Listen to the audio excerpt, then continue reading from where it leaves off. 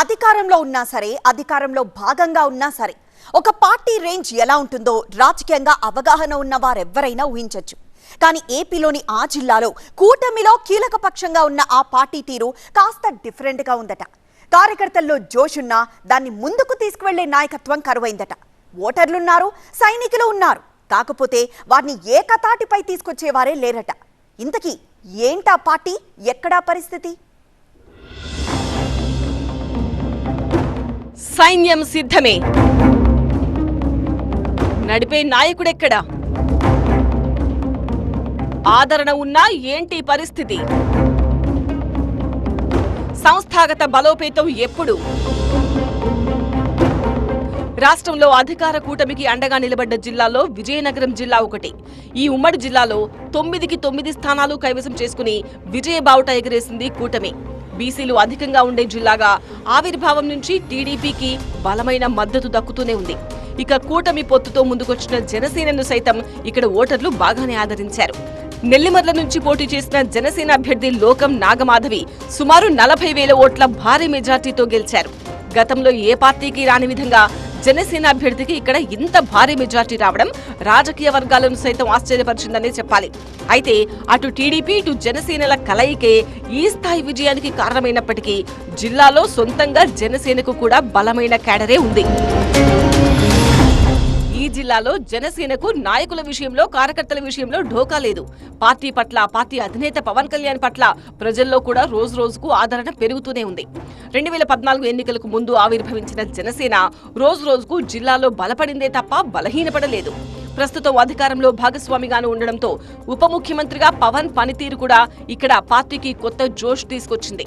పొత్తులో భాగంగా జిల్లాలో నెల్లిమర్ల నియోజకవర్గం జనసేనకు దక్కగా కాపు కార్పొరేషన్ చైర్మన్ తో పాటు మరికొన్ని నామినేటెడ్ పోస్టులు కూడా జిల్లా పార్టీ నేతలకు దక్కాయి.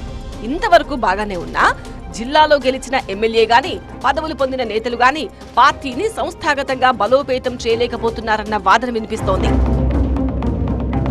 నెల్లిమర్ల నుంచి గెలిచిన ఎమ్మెల్యే లోకం నాగమాధవి ఆర్థికంగా బలమైన నేత. అలాగే తూర్పు కాపు కార్పొరేషన్ చైర్మన్ పాలవలస యశస్వి సైతం ప్రభావం చూపించగలిగిన నేతే.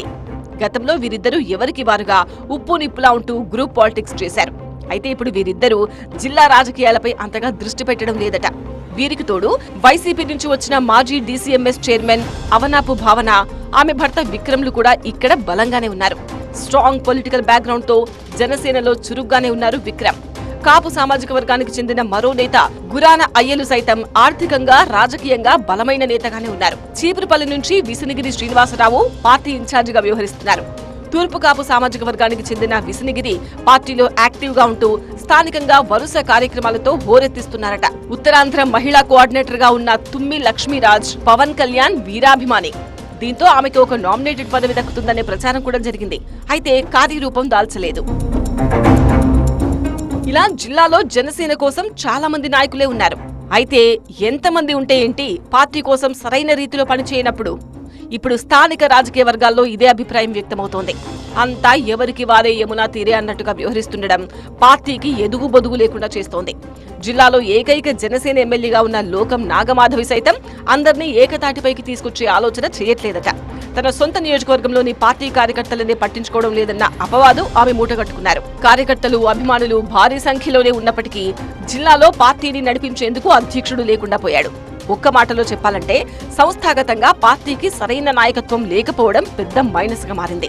అందులోనూ కూటమి మిత్రులుగా ఉన్న టీడీపీ, జనసేనల మధ్య అప్పుడప్పుడు ఏర్పడుతున్న మనస్పర్ధలను కూడా సెటరైజ్ చేసేవారు లేకుండా పోయారు. సొంత పార్టీ నేతలతో పాటు కూటమి పక్షాన్ని సమన్వయం చేసే నాయకుడికి జిల్లా పగ్గాలు అప్పగించాలనే అభిప్రాయం జనసేన వర్గాల్లో వ్యక్తమవుతోంది.